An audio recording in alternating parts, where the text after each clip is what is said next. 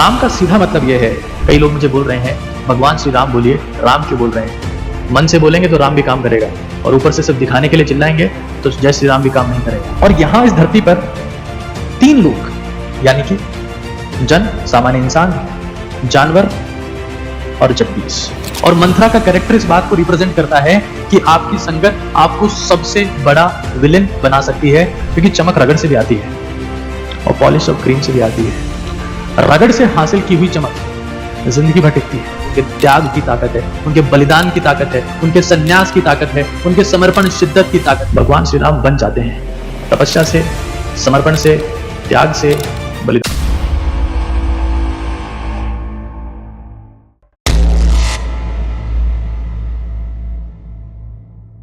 आज बात हिंदुस्तान के सबसे बड़े हीरो की, यानी कि भगवान श्री राम की, और आज बात हिंदुस्तान की सबसे बड़ी इंस्पिरेशन की, यानी कहानी रामायण की। मैं उन चीजों को उस तरीके से नहीं समझाऊंगा जिस तरीके से आपने आज तक समझा है, और जिस तरीके से आपको आज तक समझाया गया है, टीवी प्रोग्राम के माध्यम से, किताबों के माध्यम से, प्रवचन के माध्यम से, साधु महात्माओं के माध्यम से, या किसी बाबा के माध्यम से।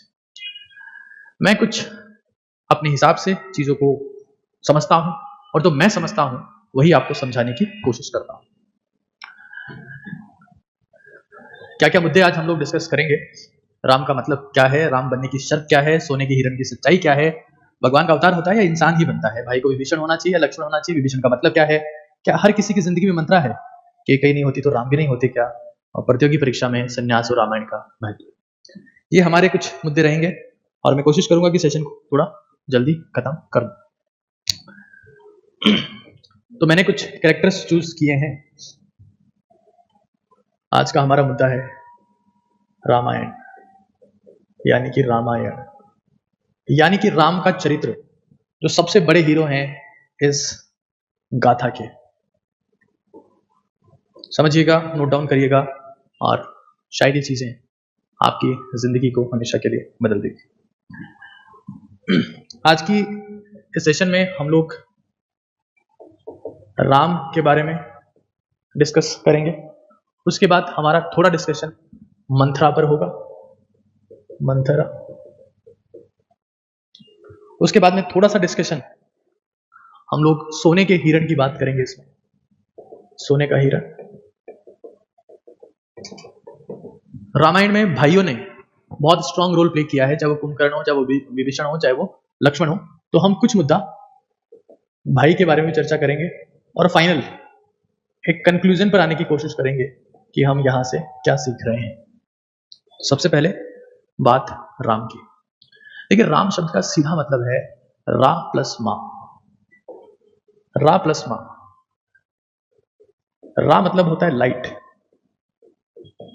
और मां मतलब होता है with in me, with in मी, मेरे अंदर की लाइट राम है। एक्चुअली में लग सकता है कि ये मुद्दा थोड़ा ऐसा है कि जिसको सिर्फ हिंदुओं को देखना चाहिए, मुसलमानों को नहीं देखना चाहिए, सिखों को नहीं देखना चाहिए, ईसाइयों को नहीं देखना चाहिए। तो मैं रिलीजन न्यूट्रल होकर इस मुद्दे पर बात करूंगा। आप मुसलमान हैं तभी आपको समझना चाहिए, आप अगर सिख हैं तभी आपको समझना चाहिए, आप अगर जैन हैं तभी आपको समझना चाहिए कि कहानी का मतलब क्या है। राम का सीधा मतलब यह है कि जिस किसी ने अपनी ज्योति को पहचान लिया, अपनी लाइट को पहचान लिया, अपने आंतरिक प्रकाश को, उजाले को जान लिया, वह हर इंसान राम है। और उसकी राह आसान नहीं है, राह बहुत मुश्किल है, और उस पर कुछ विरले ही चल पाते हैं, जिसमें से एक दशरथ पुत्र श्री राम थे। तो राम का सीधा मतलब मैं आपको समझा देता हूं, स्वयं की सर्वोच्च संभावना को हासिल करना। स्वयं की सर्वोच्च संभावना, जो आपकी काबिलियत है, जो आपकी मैक्सिमम कैपेसिटी है, उसे पहचानना ही इस जन्म में राम बनने के जैसा है। लेकिन हमारे साथ में दिक्कत क्या है? हमारे साथ में दिक्कत क्या है कि हम लोग, हमारे में से 99% लोग अपने अंदर की संभावनाओं के बारे में भूल जाते हैं, उसकी बात नहीं करते हैं, खुद पर मेहनत नहीं करते हैं, खुद पर काम नहीं करते हैं। कबीरदास जी ने कहा है, जो तिल माही तेल है, जैसे तिल में तेल है, जो चकमक माही आग, जैसे चकमक पत्थर में आग है, तेरा साईं तुझ में है, जाग सके तो जाग। कबीरदास जी ने कही है। जो तिल माही तेल है, जो चकमक माही आग, तेरा साईं तुझ में है, जाग सके तो जाग। सर्वोच्च संभावना को पहचानना ही राम बनना है। सर्वोच्च संभावना, जो आपकी मैक्सिमम कैपेसिटी हो सकती है, कैपेबिलिटी हो सकती है, उसको पहचानना ही राम बनना है। कई लोगों को लगता है कि राम को केकई ने जंगल में भेजा था, वन में भेजा था। यह आपकी गलतफहमी है। राम सिर्फ राम थे। राम वनवास गए, केकई नहीं भेज सकती थी उनको 14 साल भगवान श्री राम बनने के लिए। भगवान श्री राम पैदा नहीं होते, पैदा राम ही होते हैं दोस्त। भगवान श्री राम बन जाते हैं तपस्या से, समर्पण से, त्याग से, बलिदान से। केकई ने नहीं भेजा था। केकई कितनी बिसात भी नहीं है कि किसी एक सिद्ध पुरुष को जंगल में भेज दे। जिसकी मर्जी के बिना पत्ता नहीं हिलता हो, उसे कोई 14 साल कैसे जंगल में भेज सकता है दोस्त? खुद सेल्फ डिसीजन कि know himself, know the maximum capability, मेरे में क्या शक्ति है।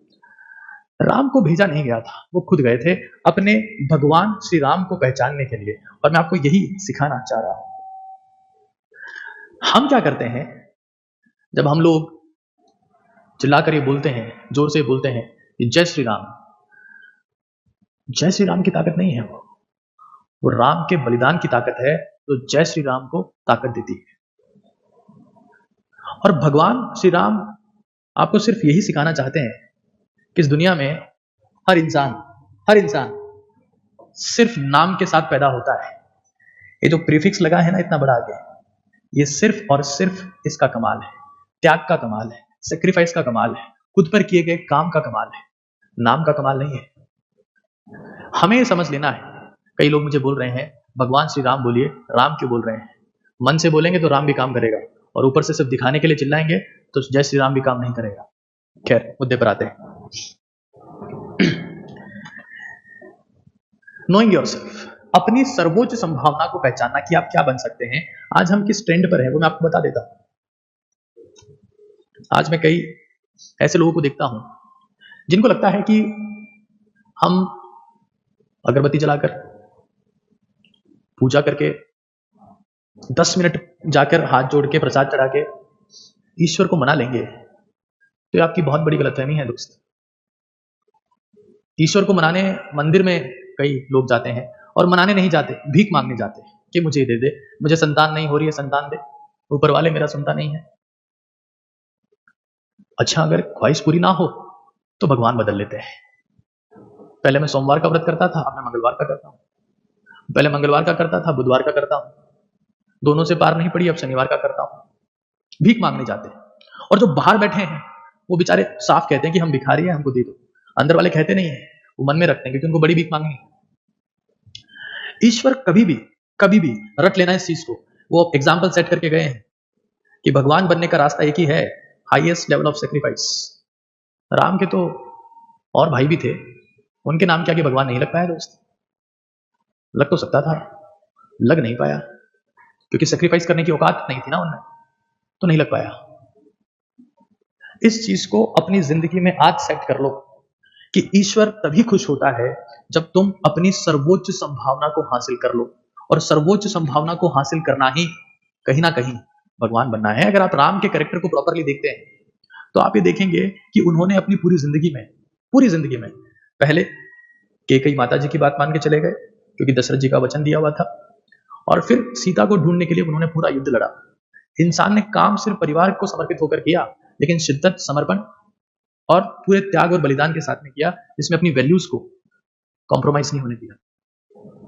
लेकिन हम लोग क्या करते हैं, हमारे घर परिवार में हमारे माँ बाप बैठे हैं, उनसे ऊंची आवाज में बात करते हैं, उनके सामने बदतमीजी करते हैं, और बाहर जाकर नारे लगाते हैं जय श्री राम, जय श्री राम।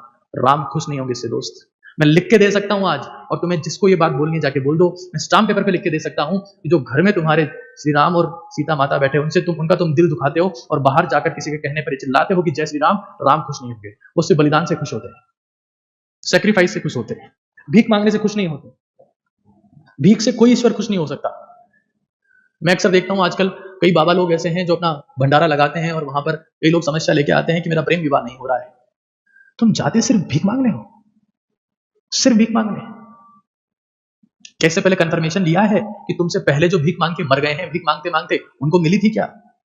किसी से पूछा है?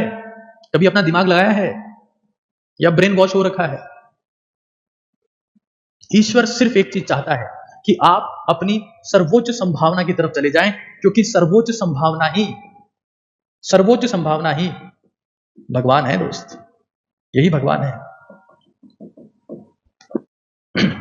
लड़ोगे नहीं, भागोगे नहीं, दौड़ोगे नहीं तो मार दिए जाओगे। इस चीज को हमेशा के लिए रख लेना, मार दिए जाओगे। ये इस दुनिया का नियम है। सर्वोच्च संभावना को हासिल करना ही भगवान को हासिल करना है, अल्लाह को हासिल करना है, यीशु को हासिल करना है, गुरु नानक को हासिल करना है, सबको हासिल करना है। कमजोर का साथ कोई नहीं देगा दोस्त। कृष्ण जन्माष्टमी करीब है, कई लोग आज सेलिब्रेट कर रहे हैं, कई लोग कल सेलिब्रेट करेंगे। 5 पांडव थे, 5। भगवान श्री कृष्ण ने जिसका रथ थामा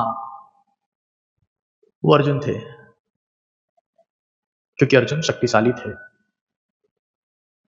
ईश्वर भी मेहनत किए हुए इंसान को ही आगे लेकर जाता है।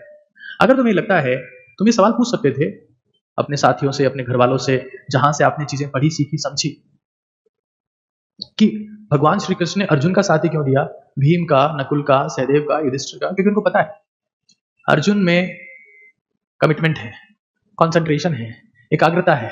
ये मेरा नाम खराब नहीं होने देगा, ये मेरे नाम को आगे लेके जाएगा, ये मेरे नाम को जस्टिफाई करेगा। और तुम भगवान श्री कृष्ण की बात करते हो, पेरेंट्स को देख लो, अगर उनके 3 बच्चे हैं तो उनका ध्यान सिर्फ, पूरा फोकस, ज्यादातर फोकस, मैक्सिमम फोकस वही होगा जो औलाद मेहनत कर रही है, जो औलाद शक्ति में भरोसा करती है, जो औलाद शक्ति की भक्ति कर रही है, जो औलाद समर्पण भाव से, मेहनत भाव से लगी हुई है। और ये दुनिया का नियम है। अगर तुम गलतफहमी में हो कि मांगने से अल्लाह देगा, भगवान देगा, जीसस देगा, भिखारी कहलाओगे, धरती पर भी और ऊपर वाले की नजर में भी। अपनी सर्वोच्च संभावना को हासिल करो, अपनी सर्वोच्च संभावना को। क्यों? क्योंकि धरती है, और यहां इस धरती पर 3 लोग, यानी कि जन, सामान्य इंसान, जानवर और जगदीश, ये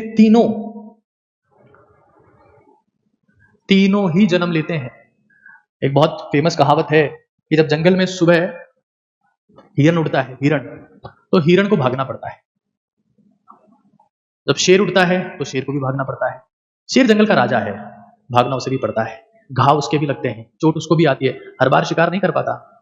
10 बार अगर शिकार को भागता है तो 8 बार फेल हो जाता है, सिर्फ 2 बार सक्सेसफुल होता है, लेकिन वो भी भागता है। इस धरती पर आ गए हो, चाहे जानवर के रूप में आए हो, भागना पड़ेगा। जंगल का राजा भी भागता है। और जो इंसान यहां पैदा हो गया, वो अगर संघर्ष से दूर रहने की बात करता है, किसी चमत्कार की उम्मीद करता है कि यह अगर मैं कुछ ऐसा करता हूं तो मेरी जिंदगी में चमत्कार हो जाएगा, चमत्कार के भरोसे बैठकर आलसी हो जाता है, ऐसे लोगों का ईश्वर कभी साथ नहीं देगा दोस्त। अपने आप को मानसिक रूप से संघर्ष के लिए तैयार रखो। और यही भगवान श्री राम सिखा रहे हैं। वो जंगल केकई के कहने पर नहीं गए हैं, वो सिर्फ खुद की तलाश में गए हैं कि मेरे में कितना पोटेंशियल है, बस। और जो जंगल चला गया, जो वनवास में चला गया, जो अपनी जिंदगी में सब कुछ सेक्रीफाइस करके चला गया, हो सकता है कि वो पैदा इंसान हुआ हो, मरेगा तो भगवान कहलाएगा। आज मेरी नजर में भगत सिंह भगवान से कम नहीं है, बिल्कुल नहीं है। मैं भगत सिंह को भगवान के बराबर ही सम्मान देता हूं, उतना ही प्रणाम करता हूं। Highest level of sacrifice. खैर, अगर कोई एक सामान्य इंसान है और वो एक्सट्रीम संघर्ष करता है, एक्सट्रीम स्ट्रगल करता है, तभी वो जगत ईश, पूरे संसार के द्वारा पूजनीय बन सकता है, पूरे संसार का सम्मानीय बन सकता है। इस चीज को आप याद रख लें, रट लें, तो आपको हमेशा के लिए आपकी जिंदगी में फायदा होगा। और कई लोग बोल रहे थे कि आप सिर्फ भगवान के लिए क्यों बोलते हो? मैं सबके लिए बोलता हूं, अल्लाह के लिए भी कहूंगा, जीसस के लिए भी कहूंगा, नानक के लिए भी कहूंगा। प्रेयर करने से जीसस नहीं मिलेंगे, अल्लाह नमाज करने से नहीं मिलेंगे, अरदास करने से नानक नहीं मिलेंगे दोस्त। नानक संघर्ष करने से मिलेंगे। संघर्ष और इसको अपनी दिमाग में सेट कर लो कि जब हमारे सबसे बड़े हीरो ने संघर्ष किया है तो संघर्ष को देखकर स्ट्रेस, डिप्रेशन, एंजाइटी में जाने की जरूरत नहीं है। संघर्ष तो नियति है, संघर्ष तो करना पड़ेगा। नहीं करोगे तो और जोर संघर्ष करना पड़ेगा, ऐसा संघर्ष करना पड़ेगा कि मौत की याद आने लगेगी। संघर्ष तो करना पड़ेगा, इसको अपनी जिंदगी में सेट कर लो, क्योंकि संघर्ष, रियल स्ट्रगल, ये आपको जो रियल ग्लो होता है ना, असली चमक, वो संघर्ष से आती है, वो रगड़ से आती है, वो मेहनत से आता है, वो त्याग से आता है। और फेक ग्लो कि चेहरा चमक रहा है, रियल ग्लो पसीने से आता है। ये क्रीम पाउडर ऑयल से आता है, क्रीम से आ जाए, पाउडर से आए, ऑयल से आएगा, बहुत जल्दी आ जाता है फेक ग्लो और बहुत जल्दी चला जाता है फेक ग्लो। मैं सिर्फ हिंदुस्तान के युवाओं को ये कहना चाहता हूं कि तुम्हारे में से सब में महानतम बनने की शक्ति है। तुम सभी ओजस्वी, तेजस्वी, तपस्वी हो, बशर्ते श्री राम के इस मैसेज को समझो कि जब मैंने 14 साल संघर्ष किया था तो तुम 14 दिन में ही सरेंडर क्यों कर देते हो? 14 दिन में ही सरेंडर क्यों कर देते हो? तुम 14 दिन से आगे क्यों नहीं बढ़ पाते हो? जब मैं 14 साल, मैं तो राजकुमार था रे, मैं तो राजकुमार था, राजा पुत्र था मैं, फिर भी लड़ा हूं, मेरे पास कोई कमी नहीं थी। तुम तो नहीं हो राजकुमार, तुम्हारा परिवार है, वो तुम्हारी सर्वोच्च जिम्मेदारी है, क्योंकि भगवान श्री राम की भी सर्वोच्च जिम्मेदारी उनका परिवार ही था।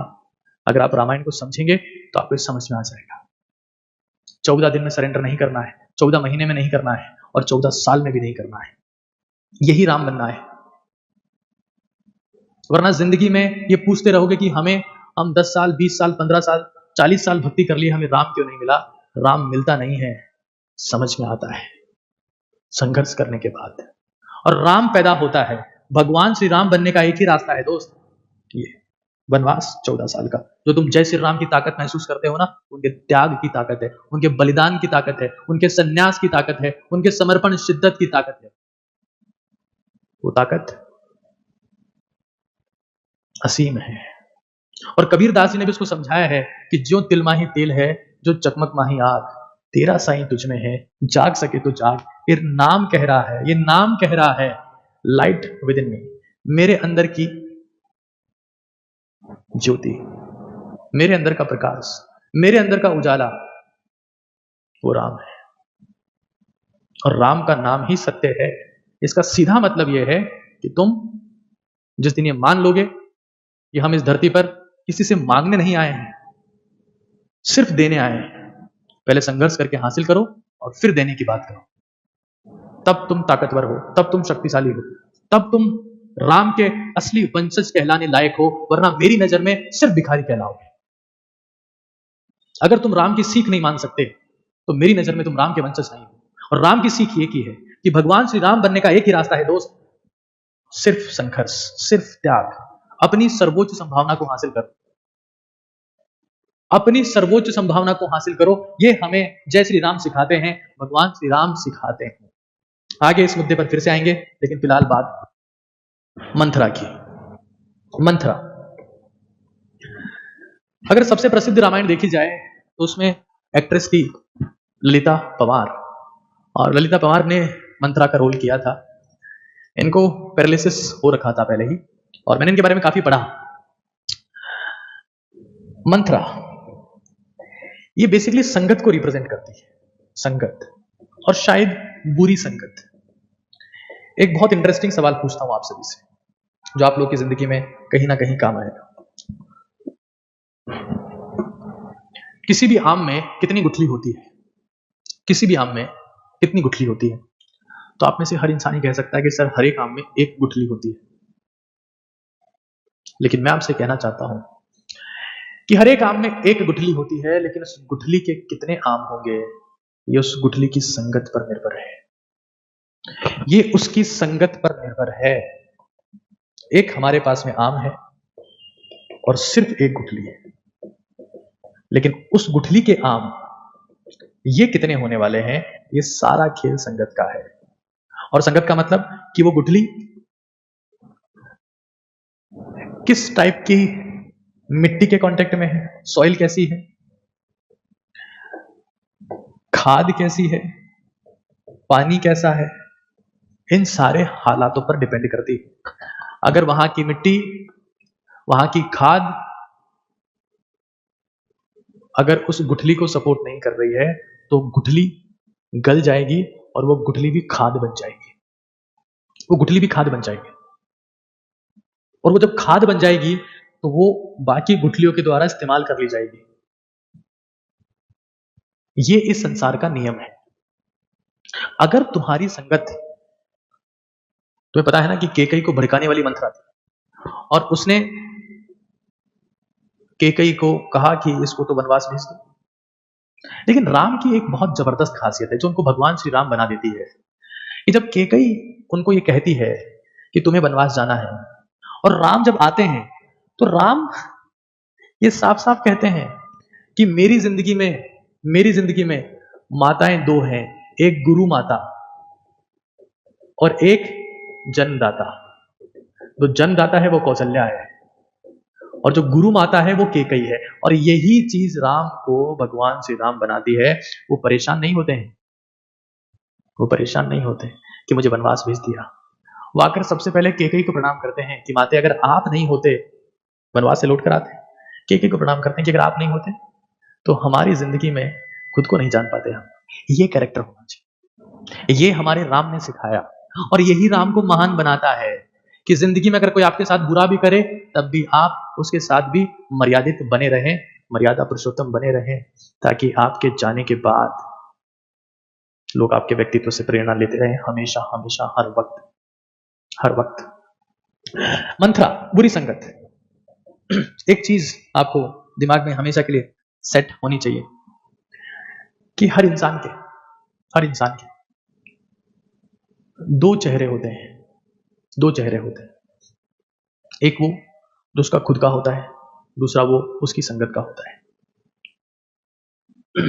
केकई कहीं ना कहीं मंथरा बन गई थी क्योंकि संगत मंथरा की थी। आपको ये समझ लेना है कि आपको आपकी जिंदगी का बाहरी रूप आपके माँ बाप ने दिया है कि आप कैसे दिखेंगे, लेकिन आपका जो आंतरिक रूप है कि आप अंदर से आपकी सोच कैसी है, आपका व्यवहार कैसा है, आपका चाल चलन कैसा है, ये सिर्फ और सिर्फ आपकी संगत पर निर्भर करता है। आज ही अपनी जिंदगी में मंथरा ढूंढिए कि आपकी जिंदगी में मंथरा कौन है, और मंथरा ढूंढकर उसे अपनी जिंदगी से बाहर निकालिए। हर वो इंसान मंथरा है जो आपको सपने से दूर लेके जा रहा है। हर वो इंसान मंथरा है जो आपको गंदे शौक पालने में मदद कर रहा है। हर वो इंसान मंथरा है जो आपको बर्बादी के रास्ते पर झोंक रहा है, जो आपको लालची बना रहा है, जो आपको ईर्ष्यालु बना रहा है, जो आपको सही रास्ते से भ्रमित कर रहा है। वो मंथरा है, और वो कोई भी हो सकता है, कोई भी हो सकता है। आपका आंतरिक रूप हमेशा हमेशा संगत का परिणाम होगा, और मंथरा का कैरेक्टर इस बात को रिप्रेजेंट करता है कि आपकी संगत आपको सबसे बड़ा विलेन बना सकती है। रामायण में सबसे बड़ा विलेन कहीं ना कहीं केकई है, क्योंकि केकई नहीं होती तो कुछ भी नहीं होता। केकई नहीं होती तो कुछ भी नहीं होता, क्योंकि कहा गया है कि बुरी संगत कोयले के समान होती है, गर्म हो तो हाथ जला देती है और ठंडा हो तो हाथ को काला कर देती है। ये बुरी संगत है दोस्त। अपनी जिंदगी में मंथरा को ढूंढिए। मंथरा हर किसी की जिंदगी में है। आज ही मंथरा को ढूंढिए और उसे हमेशा हमेशा के लिए ब्लॉक कर दीजिए, क्योंकि हर वो चीज जो आपको सपने से दूर ले जा रही है, सपने से दूर, वो मंथरा है। अपनी संगत को पहचानिए, क्योंकि मैं फिर कह रहा हूं, एक आम में एक गुठली होती है, लेकिन उस गुठली में कितने आम होंगे ये सारा संगत का खेल है।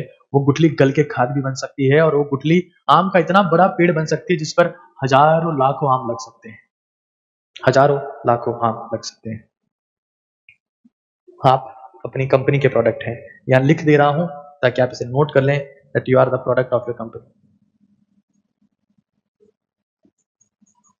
लेकिन राम इस बात की परवाह नहीं करते। वो कहते हैं कि अगर केकई ना होती, अगर माता केकई ना होती तो शायद मेरी जिंदगी में ये टाइटल मुझे कभी ना मिला होता। ये उनके स्टेटमेंट्स हैं, ये उनके स्टेटमेंट्स। खैर आगे चलते हैं।